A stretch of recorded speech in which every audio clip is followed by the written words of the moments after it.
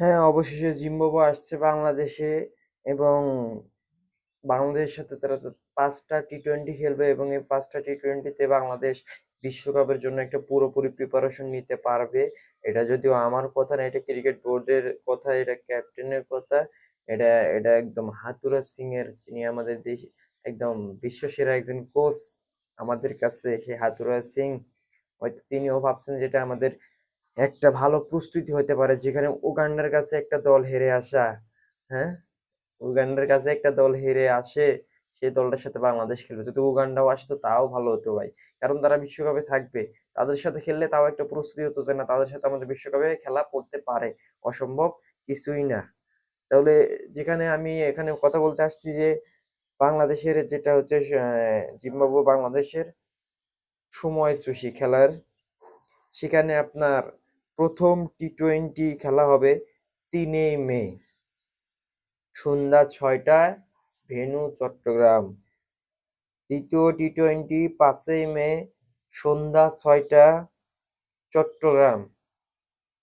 তৃতীয় টি-টোয়েন্টি 7 মে বিকেল 3টা, চট্টগ্রাম। প্রথম 3টা ম্যাচই চট্টগ্রাম খেলা হবে, প্রথম দুইটা 6টায়, সন্ধ্যা 6টায়, আর 3 নম্বরটা বিকাল 3টায়, সেটাও চট্টগ্রামে।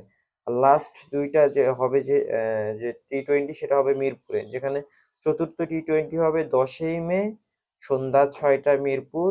আর পঞ্চম টি-টোয়েন্টি 12ই মে সকাল 10টা, মিরপুর। তো মোটামুটি এই ছিল সময়সূচি।